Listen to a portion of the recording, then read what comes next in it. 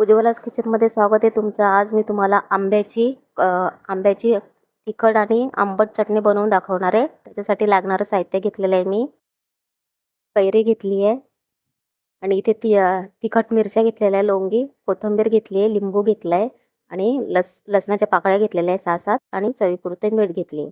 तर ही कैरी मी कापून घेणार आहे. ही साल मी काढणार नाही आहे, डायरेक्ट हिला असं कापून तुकडे करणार आहे.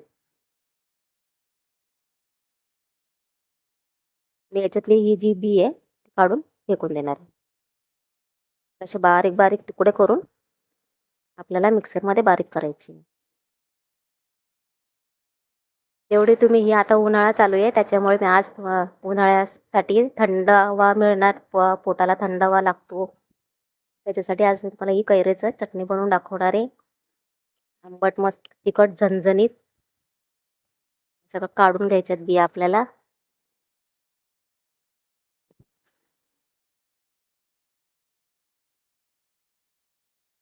कैरीचे प्रकार खूप असतात. ही तोतापुरी कैरी घेतलेली आहे, मला जास्त आंबट कैरी भेटलीच नाही, तुम्ही घेऊ शकता.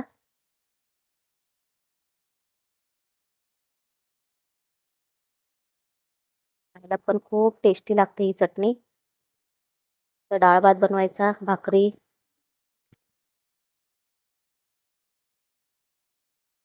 माझी कैरी कापून झाली आहे, आता मी हिला वाटायला घेते. मिक्सरच्या भांड्यात मी कैरी टाकते. पहिला थोडं हिला फिरवून नंतर आपण हा मसाला याच्यात टाकूया, कारण एवढ्या भांड्यामध्ये ही कैरी बसत नाहीये, त्याच्यामुळे मी हिला हलकं हलकं फिरवून घेते. बघा, हे जाडसर मी वाटून घेतलंय. आता मी याच्यात हे सगळं साहित्य मिक्स करते.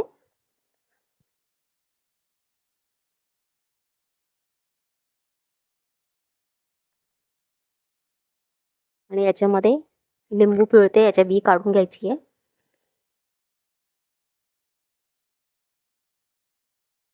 अर्धा लिंबू टाकलेला आहे. त्याला मस्त बारीक वाटून घेते. आपली खट्टा मिठा चटणी तयार झाली आहे. आता मी याला खायला सुरुवात करते. इथे मस्त भाकरी घेतली ज्वारीची, त्याच्यात काहीच लागत नाही, तेल नाही, काही नाही, तडका बिडका काहीच द्यायचं नाही याला. व्हिडिओ आवडला असेल लाईक करा, शेअर करा आणि माझ्या चॅनलला सबस्क्राईब करा. धन्यवाद.